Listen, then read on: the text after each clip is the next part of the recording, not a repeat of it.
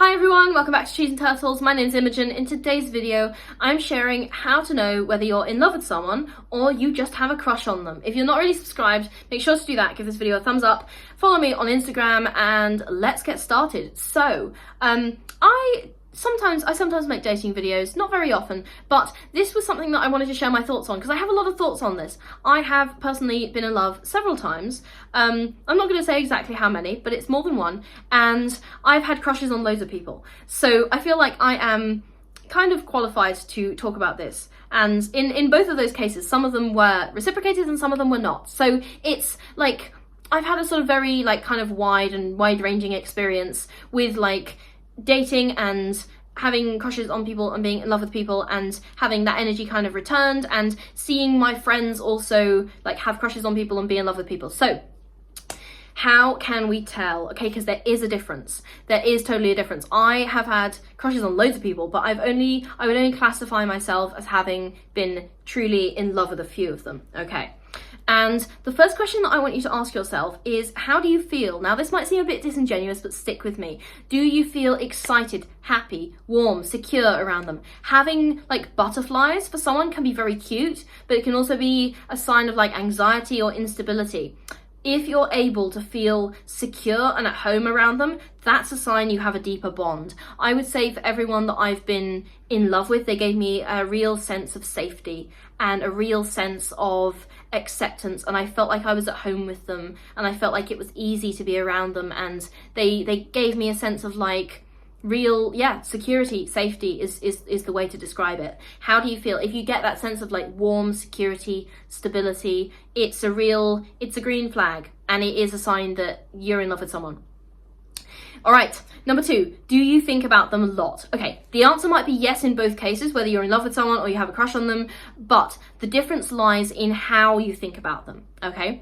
If your thoughts are more along the lines of how hot they are, it's probably a crush. Now, I've had this like happen loads of times, and I'm like, oh my god, they're so hot, like I think about them all the time, and like they've got really nice hair or whatever.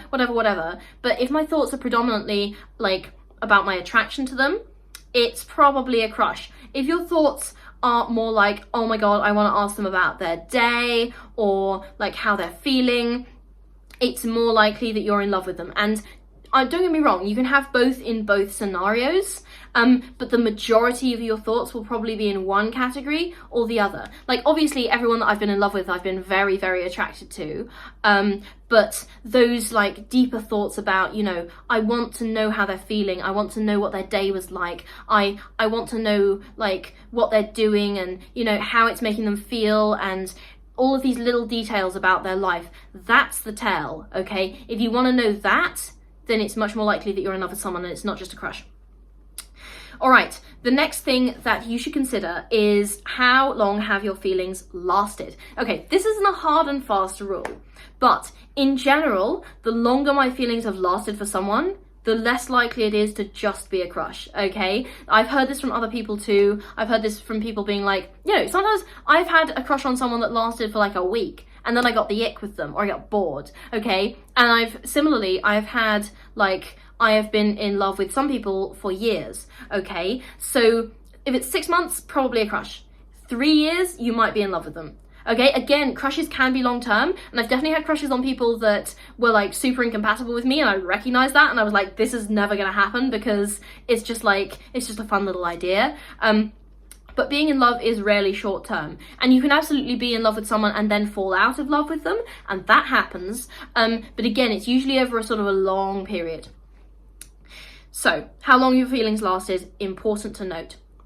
Okay, the next thing that you need to consider is, when something bad happens, how do they react? Okay, would you want them around in a crisis? Seeing how someone deals with a crisis is a test of character, and this isn't necessarily about, are you in love with them or do you have a crush on them? It's about, would they be a good person to like be around? I feel like I needed to drop this in here because it is relevant.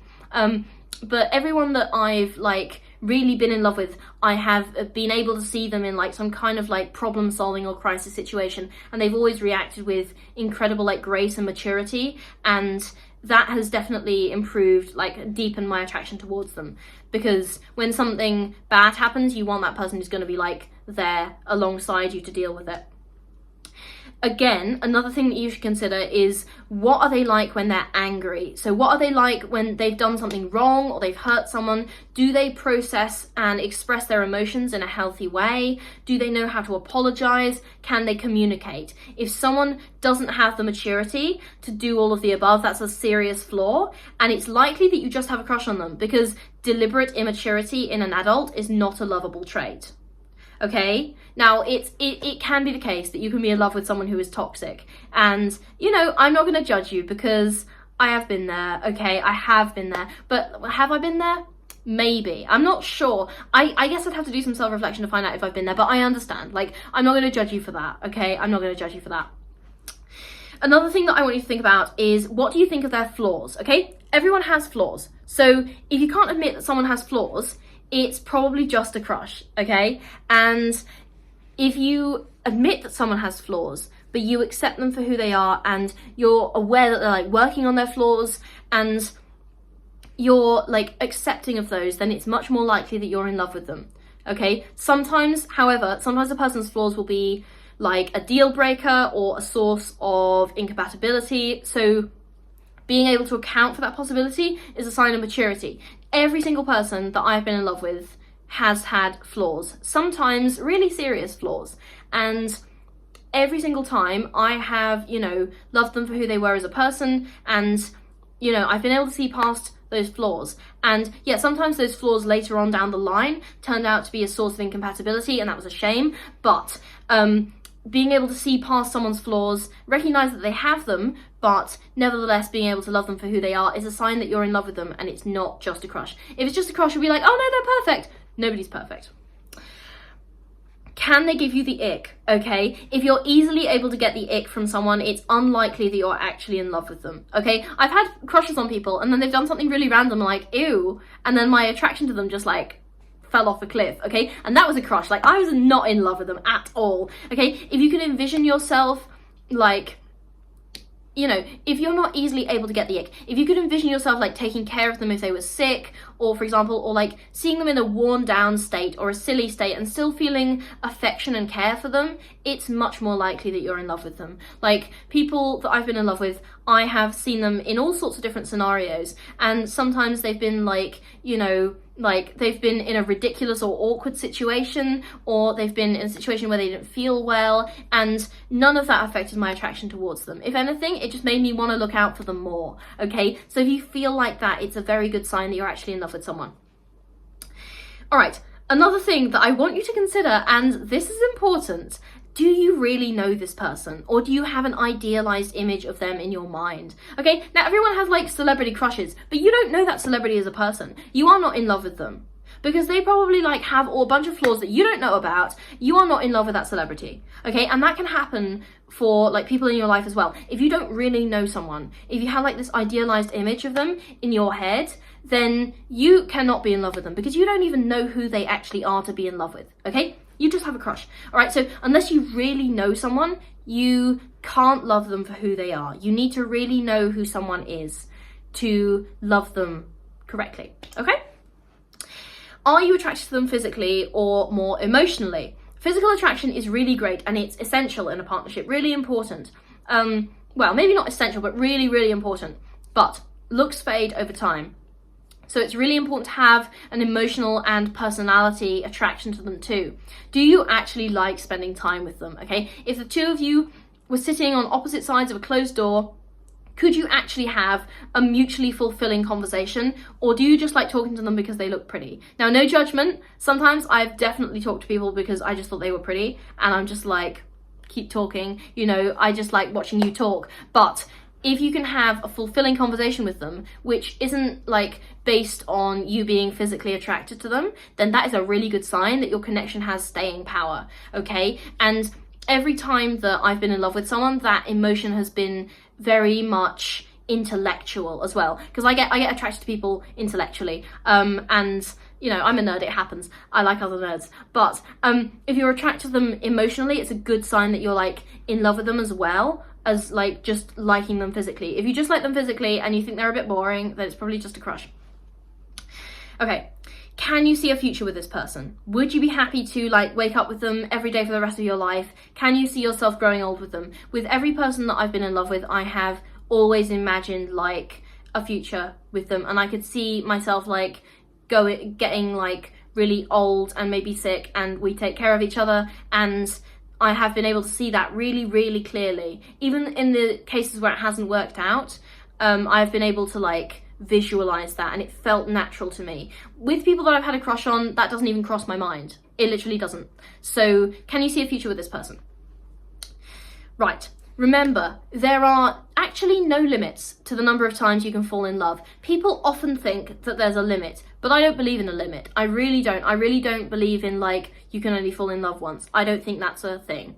I've personally been in love several times, and although I've definitely had more crushes, like it's definitely a wider sort of data set, probably by an order of magnitude actually. I get crushes on people like quite a lot. I don't think being in love is a finite resource. I think maybe it's less common than having a crush on someone, because having a crush is like kind of more trivial, like more flirtatious, whatever.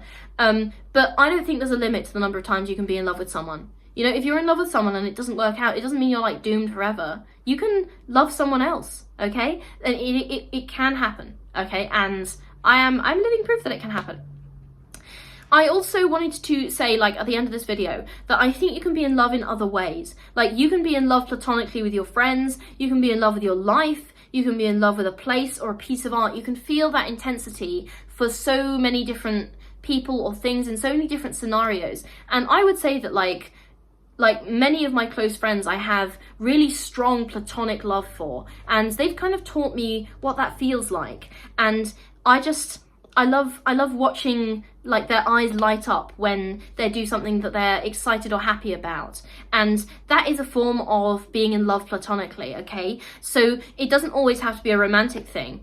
And when we limit love to the romantic, we make our lives so much smaller. So don't do that, okay? And I know this video is probably like mostly being watched by people who are coming at this from a sort of romantic dating perspective, but I want you to kind of broaden your like notion of love and your notion of what it means to be in love, and the ways that you can experience love and the scenarios which you can experience love in, okay? So you can be in love in so many ways and at so many times throughout your life and with so many people, okay? So just remember that, and your feelings are not any more or less valid whether it's a crush you have on someone or whether you're in love with someone, okay? It's not like necessarily one is better than the other. They're just different, and they serve different purposes, and you know, they can have like different impacts on your life. And yeah, these are just my experiences, so I hope they were helpful. That's the end of this video. If you're not really subscribed, make sure to do that. Give this video a thumbs up, follow me on Instagram. I'll see you next time. All right, bye.